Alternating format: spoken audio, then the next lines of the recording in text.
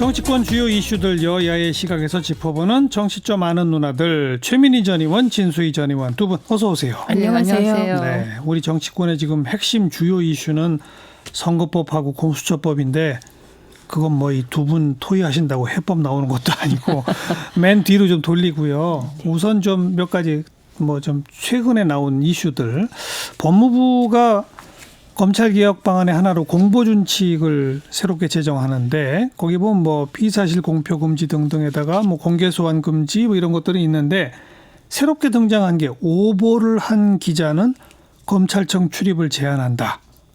뭐 물론 의무사항이 아니라 재량사항이다라는 해명이 나오긴 했습니다만 여기서 오보인지 아닌지 누가 판단하냐 등등 가지고 좀 논란이 있어요. 어떻게 보세요? 이 배경은 어떻게 보세요? 최민희 전 의원. 이런 경우가 이제 너무 구체적인 기준을 정하고 그리고 이렇게 생각할 때 좀 엄격하게 하자고 하면 저는 이런 무리수가 나온다고 생각합니다. 무리수이고요. 근데 고민은 이런 겁니다. 예전에 이제 제가 세월호 전원구조 오보를 이렇게 방심이랑 밝혀냈는데 오보 이미 확인됐어요, 다. 그런데 그 다음에 또 계속 전원구조라는 그 뉴스를 내보낸 방송이 있었어요. 그건 왜 그랬을까요? 그러니까요. 그러니까 그런 경우가 있는데 예를 들면 피의 사실이나 뭐 이런 것과 관련하여 명백히 틀렸다고 기자들이 다 인정하고 있는데 근데 또 낸다든지. 또 내는 건 좀 악의적일 그렇죠. 수 있는데 이런 경우는 어떡하지라는 정도의 이렇게 좀 생각은 해볼 수 있다고 생각합니다. 근데 출입을 금지시킨다 이런 구체적인 기준을 정하면 저는 그거는 늘 반대에 부딪히고 그러니까 재량 사항이라고 해명을 하게 되는 이런 것 같아서 특히 언론과 관련된 무엇인가를 정할 때는 지나치게 구체적인 건 곤란하지 않나 싶습니다. 무리수라고 평가한다. 네. 진수희 전 의원. 저도 이거 보고 좀 놀랐는데요. 그래서 궁금한 게 지난번에 왜 조국 장관 재임 시절에 당정협의인가? 예. 그 검찰 개혁 관련해서 예. 그 당정 회의에서도 이게 안건으로 올라와서 다 거기서 합의가 된 건지 그게 일단 그때 궁금했고. 보도에서는 이런 내용은 없었어요. 일단 보도상에는 발표를 안 한 건지는 모르지만 오늘이죠. 오늘 이거 발표하기 직전에는 그러면 당하고의 협의가 있었는지 그것도 궁금하고 어쨌든 제가 좀 다소 놀란 거는 그 민주화 투쟁했고요. 언론 자유를 위해서 굉장히 투쟁하셨던 분들이 지금 민주당에 있는 바로 그 민주당 정권의 법무부에서 이런 발상을 갖고 있었다는 자체가 좀 저는 되게 과도하다. 놀라웠고 그래서 제가 당의 동의를 얻어서 발표했는지 그거가 궁금했다는 거고요. 보통 처음에 그 왜 특종 이렇게 하면서 발표된 게 초기에는 오보로 이렇게 되다가 나중에 사실로 밝혀진 그런 사례들이 꽤 있잖아요. 경우도 있죠. 그게 세상을 바꿨던 적도 있고요. 그래서 이거는 이렇게 단순하게 접근할 일이 아니다. 그래서 이거는 당하고 그동안에 협의가 없는 상태로 발표됐다면 민주당 차원에서 이거는 좀 제동을 거시는 게 맞다. 뭐 그 외에 공개 소환 금지, 뭐 촬영 금지, 뭐 피의 사실 공표 금지 이런 등등에는 대체로 동의하실 수 있는 거죠. 그리고 이미 뭐 그렇게 하겠다고 검찰에서 또 이번에 새롭게 불거진 오보 기자 검찰청 출입 금지 이거는 나가도 너무 나갔다 그 얘기네요. 두 번째, 검찰과 유시민 노무현재단 이사장 사이에 조국 전 장관 임명도 전에 또 전격 압수수색도 전에 과연 내사가 있었느냐 없었느냐를 놓고 진실 공방이 벌어지고 있는 요 모습.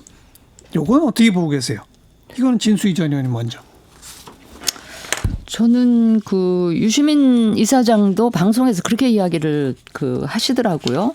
아니 내사가 잘못된 거는 아니 법적으로 그 불법인 것도 아니고 부적절한 것도 아닌데 왜 자기는 그걸 지적하는 게 아니다. 단지 내사 자료를 가지고 너무 과장되게 뭐 블라블라블라 이런 얘기였는데 저는 민주당의 왜 검사 출신 의원님 계시잖아요. 백혜련 의원님은 그걸 또 내사로 보기에는 좀 무리가 있다, 좀 부족하다 이렇게 말씀을 하셨단 말이에요. 이제 그런데도 왜 검찰이 그 불법적인 내사를 지적하는 것도 아니들 이렇게 펄쩍 뛰느냐 이제 이렇게 이야기하시는 분들이 계시는데 검찰의 저런 반응은 아마도 내사를 전혀 안 했는데 자꾸 했다고 하니. 그것도 이제 영향력이 굉장히 큰 인물인 유시민 이사장이 자꾸 그러니까 이거는 좀 막아야 되겠다 싶어서 바로잡기 위해서 계속 반응을 하는 것 같고요. 내사를 했다 안 했다도 있지만 거기서 플러스돼서 윤석열 총장이 임명권자에게 대들었느냐 한마디로 저 사람은 안 된다 조국 장관은 뭐 이런 의견을 분명히 냈느냐 아니라는 거거든요. 검찰은 또. 근데 그것도요. 저는 청와대 외부 인사 이렇게 나온단 말이에요. 유시민 이사장의 표현에 따르면 윤석열 총장이 그 청와대 외부 인사 뭐 A 씨를 통해서 대통령께 뭔가 이 면담을 하고 싶어. 근데 저는 그 윤석열 총장이라면 그런 스타일로 접근하지 않고 대통령 뵙고 싶으면 할 말이 있어서 그럼 노영민 실장이라든지 그 민정수석이 있잖아요. 새로 바뀐 민정수석이지만 그분 통해서 그냥 했을 것 같아요. 이건 제가 보기에 윤석열 총장 스타일이 또 좀 아니었던 것 같고요. 근데 어쨌든 제가 지금 유시민 이사장이 이야기한 게 다 사실이라고 쳐도 저는 윤 총장이 정말 걱정이 돼서 이렇게 나오는 사실 보니까 이거는 좀 문제가 있을 수 있다 싶어서 좀 정말 대통령 걱정하는 마음에서 그렇게 했다면 이게 그렇게 욕먹을 일인가 오히려 칭찬받을 일이 아닌가 그런 생각이 얼핏 들기도 해요. 최민희 전 의원 어떤 의견이세요? 우선 유시민 이사장의 문제 제기에 대해서 검찰이 왜 내사를 안 했다고 했는지 그 부분은 전 의문입니다. 왜냐하면 검찰청 내부 규칙에 따르면 내사할 수 있다고 합니다. 어떤 첩보가 입수되고 그 첩보 내용이 어느 정도 사실일 것으로 생각될 경우 그리고 그 내사한 사실은 기록으로 남기게 되어 있다고 합니다. 그러니까 내사를 했다고 한들 문제가 안 된다. 그리고 저는 오히려 국감에서 그 서울중앙지검장인가요? 답변이 좀 이상했어요. 언론 보도를 보고 알았다는 거는 저는 그 답변에 대해서는 조금 캐션 마크가 있습니다. 안 그랬을 것 같고요. 그다음에 또 하나 문제 제기가 되는 건 대통령의 인사권을 좌지우지하려는 형태의 문제 제기를 했다라고 하면서 이제 문제가 많다 이렇게 얘기를 했다는 거잖아요. 내정자가. 근데 이거 뭐 저 할 수 있다고 봅니다. 그런데 제가 추측컨대는 그런 말을 만약에 대통령께서 들으셨으면 스타일상 근거가 뭐냐고 반드시 물으실 분입니다. 그리고 만약에 근거를 제시했고 그 근거가 그게 완전한 수사는 아니더라도 그랬다면 저는 그런 제안을 받아들이실 분이라고 생각해요. 임명을 안 했을 거다. 네. 그 근거가 명확했다면. 근데 근거가 없었을 거다. 없었다기보다는 그때까지는 그 근거까지 나간 수사는 안 된 상태잖아요. 그래서 저는 이상한 거는 유시민 이사장이 그런 문제 제기를 할 수 있어요. 그런데 검찰이 따박따박 대응하는 것도 좀 이상하고 그냥 우리 필요한 내사였고 합법적으로 했다라고 하거나 아니면 보통은 말을 안 하잖아요. 그런데 조금 그 부분은 석연치 않습니다. 그리고 윤석열 총장의 그 발언 비슷한 얘기를 들은 사람이 많습니다.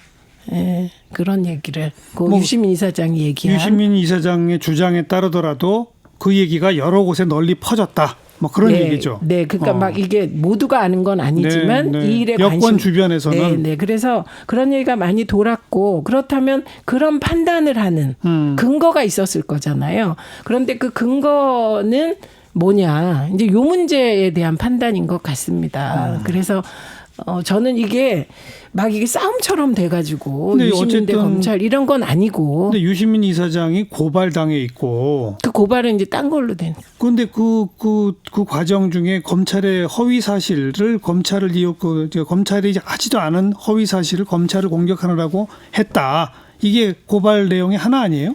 고발이 그렇죠. 여러 가지 됐는데요. 고발 내용은 자유한국당에서 한 것은 최성해 총장을 종용해서 봐주라고 했다. 그래서 증거인멸. 그거 말고 또. 그거 하나 있고 그다음에 시민단체가 고발한 게 있어요. 그것은 이제 이 수사 과정에서 검찰이 하지도 않은 일을 했다 해서 그러니까요. 굉장히 많아요. 그거는. 그 중에 하나가 그 중에 이거 하나가 아니에요? 이거. 내사 그러니까 뭐. 그러니까 그 내사는 그 전 곡이 해당되지 않고 그래요? 더 앞에 고발했으니까 아마 또 고발할 수도 있겠죠. 근데 내사를 했다면 아까 대통령께서 이제 근거를 보자고 하셨을 거라 그러잖아요. 저는 이건 진짜 그러니까 추정입니다. 추정인데 내사를 정말 했다면 대통령이 받아들일 만한 나는 근거가 생겨났을 거라고 보고 그랬으면 대통령 임명을 안 하실 그러니까 지금 말씀하신 걸 역으로 이렇게 그러네요. 따져보면 뭐 그런 측면도 최민희 있다. 전 의원, 진수희 전 의원 두 분 다 추정인데 네. 추정의 내용이 좀 다르네요. 네, 그런데 이런 거예요. 그때 근거가 있기는 힘들어요. 왜냐하면 내사 정도 가지고는 특히 사모펀드였잖아요. 네, 그때 네, 핵심은 표창장이 네. 아니고 사모펀드였다고 하니 그 사모펀드는 돈의 흐름을 봐야 되니까. 그렇죠. 네, 그때 확실한 근거를 대기는 어려웠다. 그래서 윤석열 알겠습니다. 총장도 고민이 많았을 그러니까 것이다. 이제 그걸 근거로 네. 최민희 전 의원은 내사를 했지만 별 근거는 없었을 수 있다라고 보신 거고. 네, 그때까지는. 진수희 전 의원은 별 근거가 없는 걸로 봐서 내사가 제대로 안 된 거 아니냐고 보시는 그럴 거고. 수도 있다 이런 건데요. 아니 근데 결과론적으로 보면 그래서 그때 윤석열 총장이 그걸 자꾸 인사권의 도전이고 막 이렇게 얘기를 하는데 그때 정말 충정으로 생각해서 말씀을 했고 대통령이 그걸 받아들여서 임명을 안 했다면 굳이 지난 2달 동안 이런 곤혹스러운 사태를 겪지 않아도 되지 않았을까. 이거 뭐 결과론적인 말씀입니다. 근데 그것도 또 저는 달리 보죠. 네, 왜냐하면 조국 내정자가 사모펀드 처음에 제시된 건 가족사기단의 괴수였거든요. 가족사기단의 괴수였다면 그냥 조국 장관을 치고 들어가서 그냥 수사 결과 빨리 낼 필요가 있었을 텐데 그게 아니었던 것 같아요. 그래서 조국 전 장관의 관련성 여부에 대해서는 아직도 퀘션 마크거든요. 사실관계가 뭐 확실히 드러날 때까지는 뭐 말할 수 없으나 네. 지금 이 논란의 핵심 쟁점은 사실은 그거죠. 한쪽에서는 윤석열 총장을 비롯한 검찰이 조국 장관을 싫어해서 또 검찰개혁에 저항하려고 이잡듯이 샅샅이 뒤져서 사태를 2달 몇 달 동안 끌어왔다라고 보는 시각에서는 자꾸 뭔가 내사부터 시작해서 얘기를 해야 되는 거고 검찰 쪽은 우린 그런 거 좀 없다라고 해야 되는 그렇게 되어버린 거죠. 지금 자체적으로 검찰 개혁안 계속 내놓고 있는 거 보면요. 그렇게 검찰 개혁에 반대하는 생각이 막 검찰 내부에 막 퍼져 있는 것 같지도 않아요. 아니 아닙니다. 그 왜 아니냐면 그 검경 수사권 조정이나 이런 거에 대해서 윤석열 총장은 사실은 지금 나와 있는 법안보다 더 나간 얘기를 국감에서 했습니다. 그러니까 수사를 여러 곳에서 하는 게 좋다 이렇게. 예, 그래서 예. 그랬는데 사실은 대검에서 낸 의견서는 반대 의견을 냈기 때문에 저는 이 상황은 그렇게 뭐 아니면 도식으로 그렇게 보기가 어렵다. 그래서 말씀하신 검찰 개혁에 반대하는 검찰 핵심 그게 저는 윤 총장이라는 게 아닙니다. 예, 검찰의 조직 이기주의도 작동하고 있다고 보고 그리고 정경심 교수의 경우는 예를 들면 불법 행위가 나오면 책임져야 되고 그리고 그 의심할 만한 소지는 있다고 처음부터 생각했습니다. 예, 그래서 이게 그렇게 딱 이거 무조건 불법적인 행위로 온 가족이 문제야 이렇게 말할 수 있는 사안도 아니고 뭐 이게 섞여 있기 때문에 저는 주를 검찰 개혁에 대한 저항으로 보는 쪽이다 뭐 이 정도입니다. 그렇게 저항으로 시작했으나 또 네. 상황이 흘러가면서 검찰 개혁에 계속 저항하기 어려워서 검찰도 네. 개혁안들을 내고 있다. 네. 이렇게 보신다. 그렇게 보게 돼요. 뭐 코멘트 하실래? 아니요. 됐습니다. 다음. 이 자유한국당과 더불어민주당의 정치권 움직임 한두 가지에 대한 코멘트 좀 들어보고 싶은데 오늘 1차 영입 인재 명단 발표 그 과중에 박찬주 전 대장이 있다가 빠지는 해프닝 우여곡절 이게 이제 자유한국당의 모습이고요. 더불어민주당에서는 초선의 인지도 높은 뭐 표창원, 이철희 의원의 불출마 선언 등등 이런 일들이 벌어지고 있는 양상 어떻게 읽고 계신지 최민희 전 의원. 우선 박찬주 대장을 영입하려고 했던 건 정말 이건 좀 핀트를 잘못 맞추신 게 박찬주 전 대장을 그 안보의 상징이라고 보는 느낌은 거의 없고요. 그냥 갑질 대장인데 이게 처벌을 안 받은 거, 법적 처벌을 안 받은 건 그가 한 갑질이 법적 처벌 대상이 아니었기 때문이고 실제로 그 부인은 지금 재판받고 있거든요. 갑질로. 예. 그런데 그 부분에 대한 그 특히 군 사병들을 중심으로 거부감이 굉장히 큰데 어디에 기준을 두시는지 잘 모르겠다 이런 생각? 예, 그게 듭니다. 그다음에 황교안 대표 쪽에 물론 뭐 소상히 설명한 건 아닙니다만은 구도는 이런 거죠. 무리하게 적폐청산용으로 박찬주 전 대장도 하지도 않은 갑질 논란을 일으켜서 무리하게 무고한 옥살이를 시킨 거 아니냐. 뭐 이런 어떤 적폐청산의 희생양적 이미지. 근데 그 박찬주 전 대장을 그래서 골랐다면 잘못 골랐다고 잘못 한다는 골랐다. 거죠. 왜냐하면 갑질했다는 건 사실로 확인이 됐고. 그러나 법적 처벌 대상이 아닐 네, 뿐이다. 그게 그렇게 나와 있고. 그다음에 아내는 재판받고 있기 때문에. 그다음에 이진숙 전 대전 MG 사장 보면서 정말 진짜 다르다 이런 생각을 했습니다. 원래는 김재철 전 사장이 영입될 거라는 얘기가 파다하다가 사실 부담이 컸던 모양인지 왜냐하면 그분은 개인적인 비리 의혹도 제기됐었거든요. 그래서 아마 이진숙 전 사장을 한 모양인데 이분은 뭐 방송 장악, MBC 방송 장악의 상징 같은 인물 중에 하나로 보고 있기 때문에 노조에서는 그래서 사실 보수 쪽엔 인사들이 많은데 왜 저러실까 한편으로는 이런 생각도 들면서 어쨌든 깜짝 놀랐습니다. 예. 어떻게 보세요? 저는 뭐 한마디로 감동이 없다.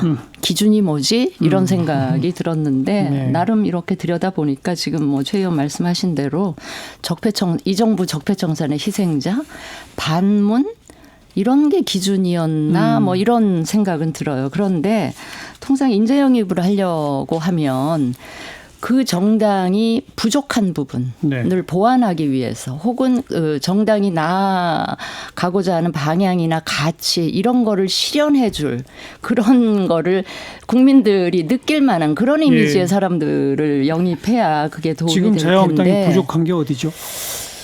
그러니까 일단 젊은 청년층 뭐 이런 데 어필을 해야 되고 그러니까 약간 기득권 이미지 또 부자 이미지 이런 거를 좀 벗어날 만한 이런 인물들을 그러니까 사회적 약자를 보듬고 또 공정이나 정의의 가치하고 좀 이미지가 맞닿아 있는 이런 분들을 영입을 해야 국민들이 마음이 움직여지지 이래가지고는 그 국민들 마음 움직이기 힘들 것 같고요. 그다음에 민주당의 경우를 보면 저는 어제 이해찬 대표 기자회견 보면서도 굉장히 좀 실망을 했어요. 그러니까 사과는 했는데 사과의 진정성이 전혀 안 느껴지는. 그러니까 이 사과라는 게 받는 사람이 그걸 느껴야지 하는 사람이 내가 사과했다 그래서 사과가 되는 건 아니잖아요. 그래서 좀 그 진정성을 찾기가 어려웠고 공정 정의 뭐 이런 것 때문에 분노하고 좌절했던 청년층이 과연 이해찬 대표 저 사과를 그 들으면서 이게 마음이 수용이 되느냐 저는 그럴 것 같지 않고요. 그 다음에 이제 그 민주당 쇄신하고 관련해서 뭐 지도부 책임론이라든지 당 쇄신 요구는 극소수에 불과하다 이렇게 아예 일축을 해버리는 모습을 보면서 너무 권위주의적이다라는 생각을 했고요. 그다음에 민주당의 이렇게 분위기를 보면 제가 알고 있던 옛날 그 민주당이 아닌 것 같아요. 그래요? 그러니까 뭔가 이렇게 다양한 의견이 개진이 자유롭게 개진이 되고 갑론을 박하고 갑론을 박하고 지도부든 청와대에 대해서도 할 말은 하고 비판은 하고 뭐 이런 모습이 아니다. 제가 노무현 대통령 때 알던 민주당이 여당일 때의 그런 모습이었는데 지금은 너무 그게 사라지고 완전히 기득권 집단이 되어버려서 자기가 지금 가지고 있는 이런 거를 지키려고 하는 그래서 내년 공천 총선 이런 그러니까 거 이철희 표창원 의원 등등이 그런 리더십 문제 제기까지 했는데도 반응이 별로. 그러니까 민주당은 지금 자기 불출마 선언이라도 일단 해야 그런 얘기를 비판적인 얘기를 할 수 있는 그런 분위기인가라고 본다. 이거는 조금 제가 알던 민주당에 대해서는 좀 최민희 전 의원. 저는 지금 어느 정당이 민주당 보고 욕할 상황입니까? 자유한국당은 솔직히 지금 뭐 하는 겁니까? 다른 정당도 뭐 하는 겁니까? 그래서 사실 국회에 대해서는 거의 신뢰도가 뭐 5% 미만 1.8% 굉장히 낮잖아요. 그래서 누가 누굴 욕할 상황은 아닌 것 같고 사실 되게 좋아하셨을 거예요. 열린우리당 때 여당이 맨날 싸우고 초선이 108명이었는데 108번내라고 하고 지금 민주당이 일사불란한 가운데 내부에서는 공수처에 대한 이견이 나오면 또 조용히 조율하고 과거 같으면 금태섭 의원이 공수처를 흔들면 또 막 공개적으로 싸우고 이랬는데 그런 모습이 없는 거는 그게 저는 정말 좋은 거라고 생각합니다. 여당이 조용히 내부에서 회의로 해결할 일을 그렇게 하지 않고 언론에 대고 주로 싸우잖아요. 그런 모습이 없다는 것만으로도 아마도 국민들께서는 되게 안정감 있게 느끼고 계실 테고 무엇보다 이해찬 대표는 보통은 이제 그 당대표가 출마 안 한다는 걸 선거 막바지에 쓰지 않습니까? 근데 본래 이제 정치 그만하겠다 당대표를 그렇죠. 마지막으로 선언했기 때문에 저희 꺼리낄 게 없이 개혁 공천, 국민이 바라는 공천 하실 거라고 봅니다. 물론 그래서 지켜보시면 상대 평가를 하면 그렇게 얘기할 네. 수도 있어요. 네. 그런데 정당을 두고 상대 평가만 하면 그 발전이 없어요. 그러니까 절대 평가를 통해서 알겠어요. 앞으로 나아가야 알겠어요. 돼요. 네, 좋습니다.